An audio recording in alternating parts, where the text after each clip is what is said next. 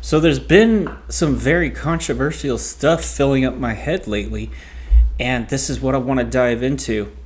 And the question that I want to explore, what I'm going to be exploring, is what is beyond good and evil, and what is good and evil? And it's one of the oldest questions out there. So why am I wondering about this question out of all these other ones when in this modern day and age, in this digital age, there's so many other more pragmatic questions that I could be answering that would actually solve more of the problems that are permeating this society and this world. But yeah, maybe me tackling this question is going to the root. But as I've investigated this question for a pretty long time now, I still don't really have a clear-cut answer or a solution, and I don't think anyone does. But that's what just makes this topic that much more interesting. So beyond good and evil, what is good and evil? Let's start talking about it. So there's all these religions. They all have different theories on good and evil. And then you have all these philosophers who have different opinions on it. So the most Judeo-Christian, that's like in general, that's the one most of the world knows about. So we're going to just talk about what is sin. Sin is to miss the mark, I believe, is the actual literal meaning of sin. And here's the other thing too, before we go any further. People talk in idioms. People do not talk, and it doesn't matter what language you're speaking in, everybody has to speak through idioms, through metaphors. This is how language is built. This is how you build a language. So when you're reading things in ancient scriptures, and it says like a burning bush, or it says the land of milk and honey, you should consider what those things could mean metaphorically, because that's mostly how people express themselves, especially when writing.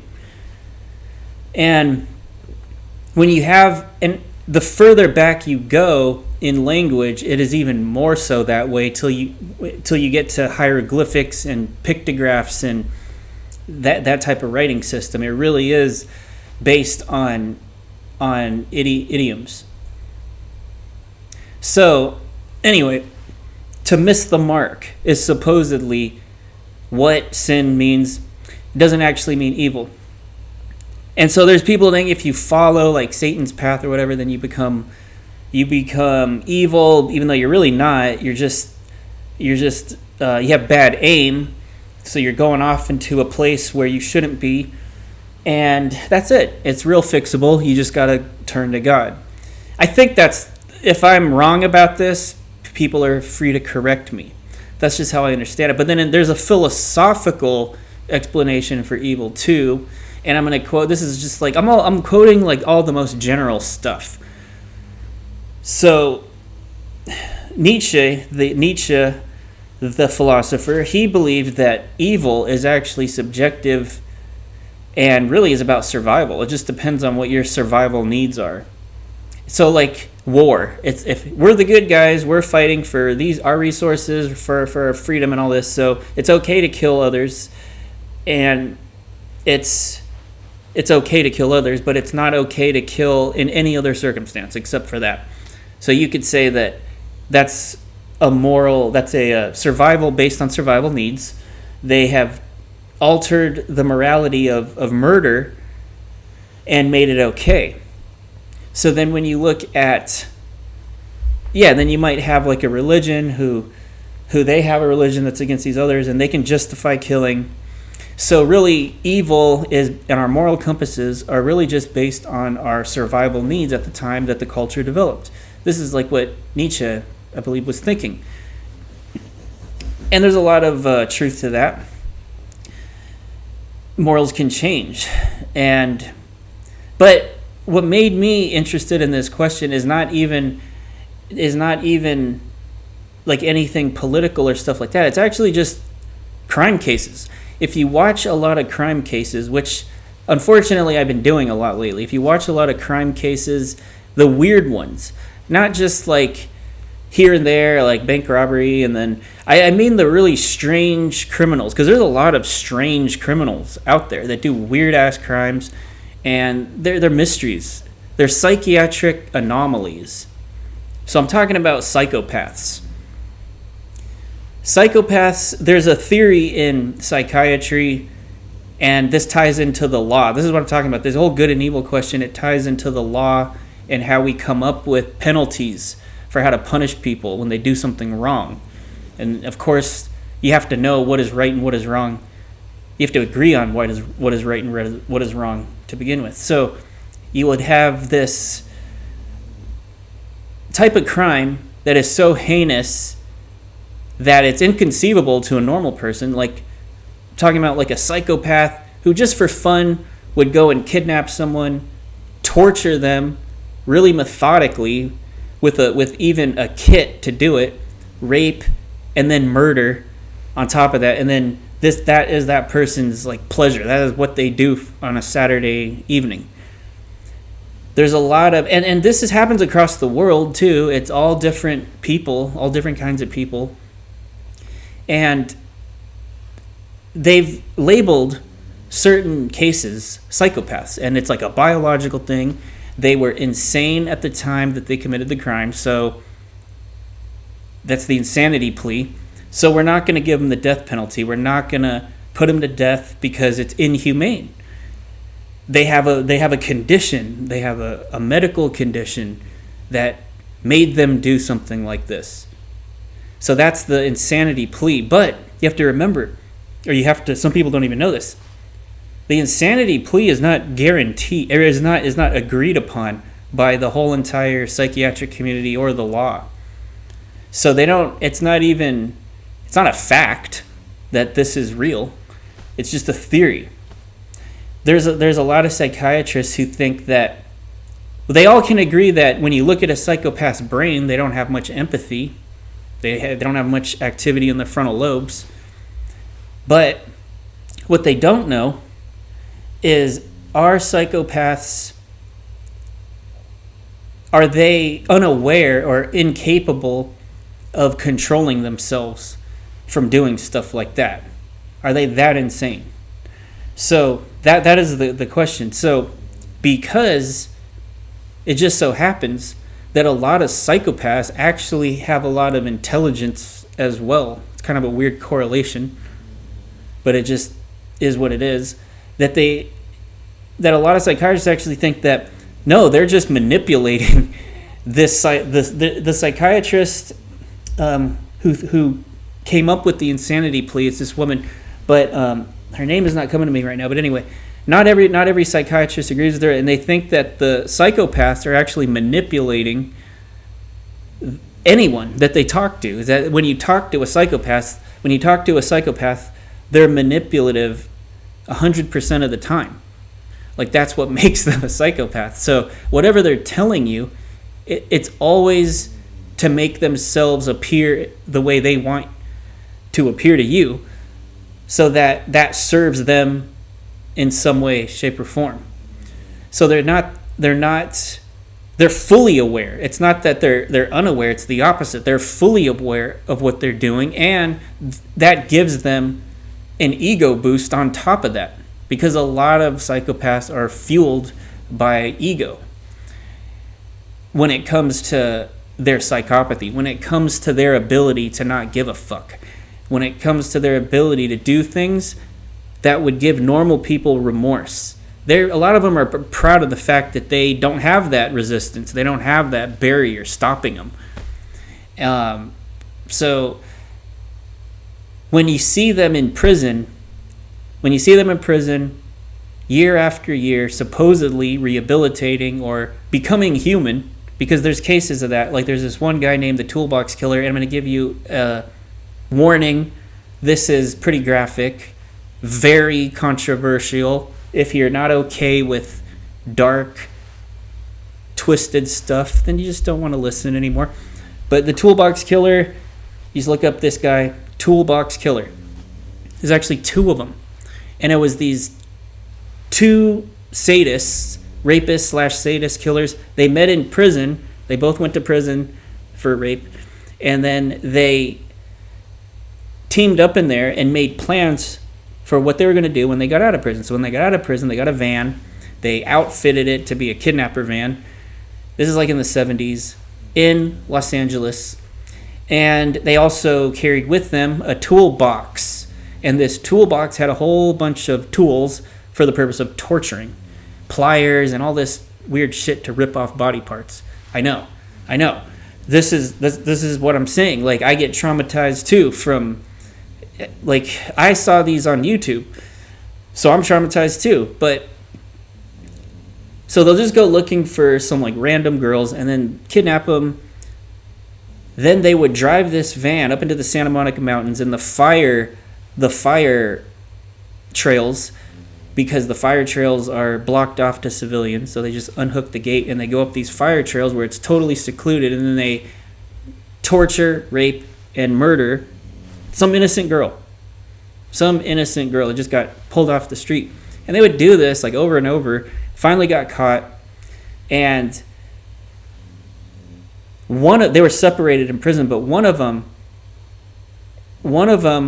who was kind of like the mastermind of this whole thing was being visited by a psychiatrist, forensic psychiatrist, or some sort of psychiatrist. She was visiting him for a bunch of years and then built a relationship with him so that she could get information, which actually helped, because if it wasn't for her, then the families would have never been able to find the body of their daughter, because he gave up that information to the psychiatrist because she built that rapport with him, and he wouldn't tell that to anybody else except her. And so she built this relationship with him, and at the end of it, she believes that she got to him, like he became human, that somehow this is the dark, creepy thing, is that he ended up having like a heart attack before seeing her the next morning. And he survived the heart attack, but he said that when he was having the heart attack, he had all these visions of everything he'd done, and he finally got it. Like, oh, fuck, like, what the fuck have I done?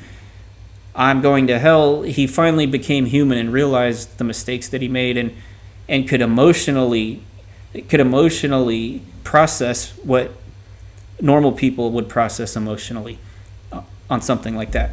He claims that, but there's, like I said, there's other psychiatrists who think he's still being manipulative, because what is he getting out of this? He's getting a relationship. He has someone visit him, attractive woman coming to visit him all the time, and it's kind of giving him a life. It's giving him a life.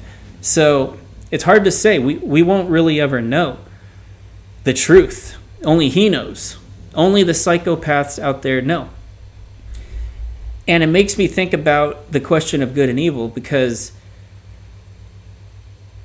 I can understand how there's good, there's evil that can be justified as missing the mark, as like in what we talked about at the beginning of this, like it's just a simple matter of missing the mark. Like something bad happened to you, so then you were traumatized, and then you projected that same pain onto someone else, and the cycle continues. It could be like that.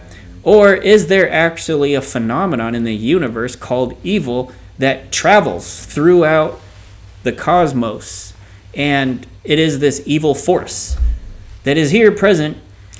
And why does it happen to some people? Because here's the other thing, is that in the realm of all these like serial killer crime stories, investigations, dude, there is an endless supply of them. Every single day there's new ones. Everybody's heard of the celebrity ones, like I said, the Toolbox Killer, or the Ted Bundys, the Night Stalker. Everybody's heard about these Jeffrey Dahmers, like celebrity ones. These are just like a few. These are like 5 of them. I don't know why these ones in particular are the most. I think it's because they were kind of unexpected. They were good looking, and like Ted Bundy was a lawyer, so I think that's why they get a lot of the attention. But if you actually look into all the cases that don't get attention, here's the other thing too: they're not gonna publicize all of these murder cases, because it messes with the case when it's still in court. It influences the jury. So you can't be putting them out. They do it for like the Lacey Peterson one. When it's gone to a certain place in the trial, then yeah, they could do it. But when it's in the earlier stages, no, they're not gonna play all this stuff. And then if it's already a rap, the person pleads guilty or they just come to a conviction, then they're not going to broadcast it. So there's so many of these cases where you just have like a normal kid growing up in a normal family, and then when he's like 6 years old, he decides to stab the family dog to death or kill the cat or do something. Then when he's a teenager, he like kills his first human victim. You have all these like weird cases like that where they don't know. It's just someone has those urges. And because there's crimes of passion, which is like where a normal person can do something inhuman to another person because of revenge or vengeance and things, which is totally different. So anyway, yeah, the question of good and evil is there. It is everywhere. Does it exist? Does evil exist? I'm not so sure, but here's what I want to say to close this out, because sometimes people get annoyed at bringing up this type of stuff because it's like negative, it's dark. Why do you bring up that shit? It's so dark. And I understand, it is dark, it is hard to hear. Why would you want to be eating dinner when you could be, and then someone just starts talking about like this kind of stuff? Well, I'll tell you why. The reason for me is because hiding from, the way to prevent that stuff from happening is to know about it. If I don't know about that stuff, I could be the next victim. Because that's the suckiest thing about all these tragedies, is that there's victims. They're the ones who pay the highest price. And who are the victims? They're the people that don't know, that don't know that this is out there. So if you live on the first floor of a building in a rough neighborhood, you might want to put bars on the window. Make sure there's bars on the windows. Like, that's just a basic security thing that you should do if you live in a rough neighborhood on the first floor. But that's what I'm saying. There's things that you don't know that people who want to do this shit to you do know. And they're going to go look for it. So this is why I study this stuff, even though it's dark, it's negative. I'm studying it so that I know about it and I can prevent it. And it's like one of those things, like it's better to like have it and not need it than need it and not have it. Plus, look out there, like you never know what's happening. Gas prices are going up, unemployment, instability in the society. I'm not saying that there's all these evil people in the world, but there's just, at any time in history, you could be a mark. And I'm not paranoid. That's the thing. I don't even like guns. Like, I like hand-to-hand combat, actually. You're not going to be able to, do that all the time in a self-defense situation. But honestly, some knuckle dusters and a taser is good for self-defense for me, personally. Hopefully, you never even have to use those things. But I'm just bringing this stuff up because, like, I talk a lot about the life improvement stuff, about changing your diet and exercising and quitting smoking and stuff like that. But there's other stuff too that is all around you, could be a problem, might not be a problem, but it's definitely, at least if you're interested in psychology, who and what you are, and the rest of us as a species, what we are and why we do the things we do, and what do we do about the problems of this world? So anyway, that's it for right now. And so you just got to stay safe out there. Stay safe, stay informed. Don't be paranoid. Like I said, don't be paranoid. I'm not paranoid. Like, that's the thing. When I know about all this shit, I just fill in all the gaps. Like, you're not going to catch me slipping, is what I'm saying. Like, everything, like, if someone's following you, make 3 right turns. If you think somebody's following you, make 3 right turns. There's just little common sense, like street smarts, that if you have it, you're not going to be paranoid and you're going to not be a mark. So I'm not even, like I said, it's just that this became a fascination of mine. I'm a student of the mind always. So that's why, like, when I came across these cases, and I watched the interrogations too, all these techniques, it's like it's a psychological warfare. It's very similar to martial arts, actually, boxing and MMA, martial arts. Like, that's what's weird. It's like, it's all about feinting, making them see what's something that's not really there to create an opening, and then getting them, and then seizing the opportunity when the opening's there. And you're trying to basically get the person to do something, to reveal something. That's what you're doing in fighting too. You're getting them to reveal what they're going to do, what their intentions are. To see, and I mean, in an interrogation, it's to see if they're guilty. But this is a whole other story, because sometimes they want you to be guilty, and they have manipulation tactics to force you into a confession. But that's a different topic. But anyway, it's super similar to martial arts. And so, yeah, that's why I've been watching a lot of that stuff. And it's what is beyond good and evil.